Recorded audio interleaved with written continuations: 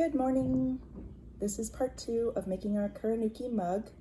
We're gonna finish hollowing this out. It's leather hard at this point, soft side of leather hard.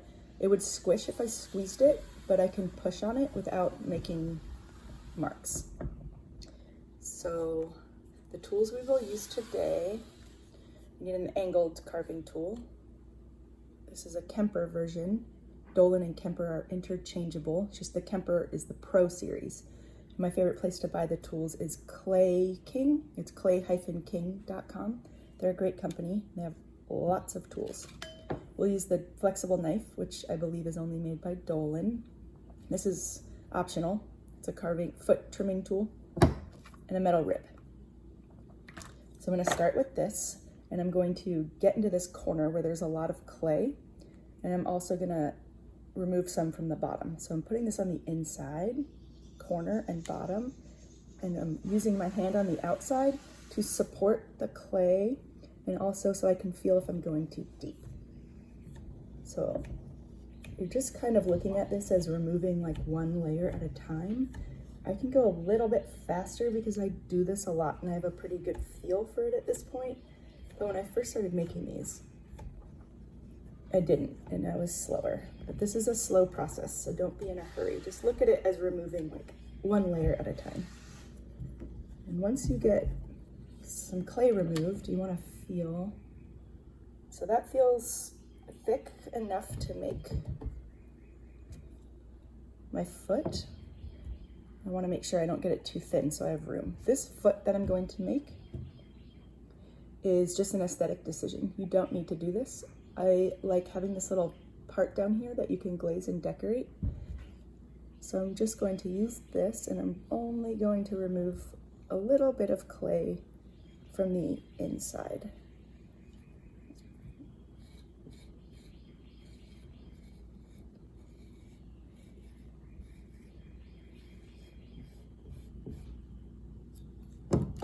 Clean this up a little bit.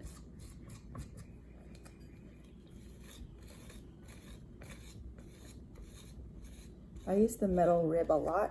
I use it to shape, and I also use it on the surface because I have a very sandy clay body, and I like the marks it makes. It gives it a nice texture by dragging that sand through the clay. So that's it. I'm gonna finish now. I'm gonna feel, still have a little excess clay down there. I want it to move a little bit when I apply pressure, because if your bottom is got too much clay down there, if it's too thick, it's likely to get an S crack. Another thing you need to do with the kurinuki pots to prevent cracking is to dry them slow.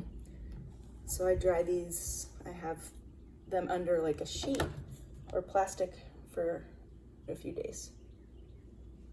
Okay, that feels good. It moves a little bit when I apply pressure.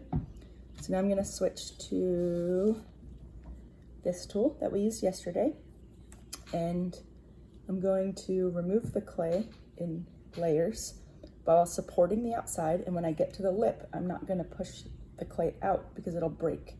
I'm going to let up on the pressure when I get to the top, and I'll thin that out separately.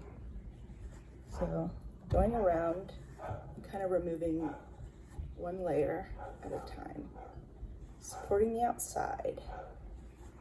You can feel the clay if it gets too thin in a spot when you're supporting the outside, so just be careful, don't remove too much at once. Okay, I'm feeling, this is feeling pretty good. I'm feeling for thick spots. You might have to go around a few more times. It just depends on how thick your clay was when you started and how much you're removing at once. I would encourage you to just move a little amount until you get a good feel for it.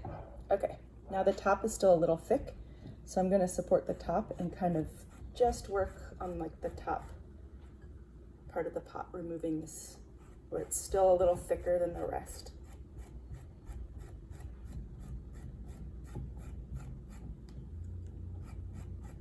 Okay, that's feeling good. I'm gonna use my metal rib and remove all these lumps and kind of shape this cup a little bit.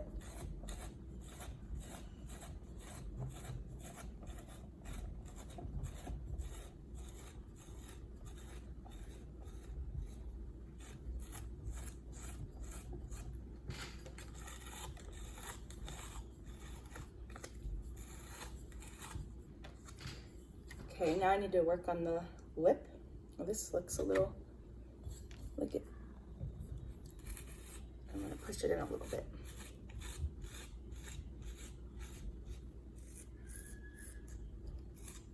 Alrighty.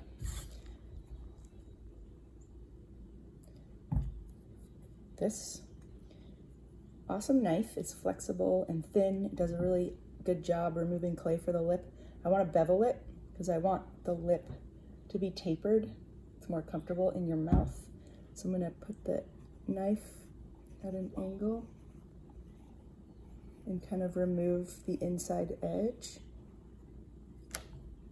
Now I'm left with this new plane, this edge, so I'm going to remove that on the inside. It thins out the lip a little bit and also removes that edge that I just made.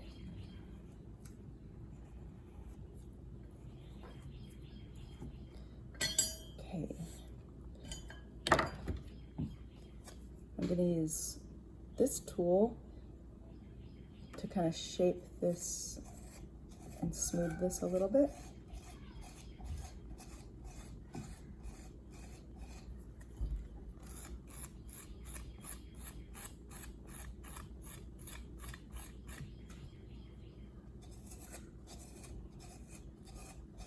Yesterday I got married to Elijah, my partner of 8 years, and you don't have a lot of rights legally when you're not married to your partner, and this seemed like a good time to do it. So we went to the courthouse and got married.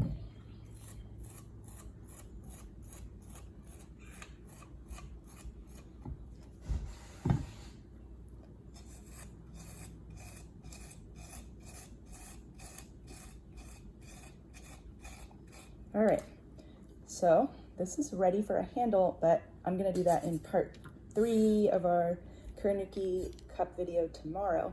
So if you wanna wait for that, keep this wrapped up so it stays, you don't want it to get harder than this.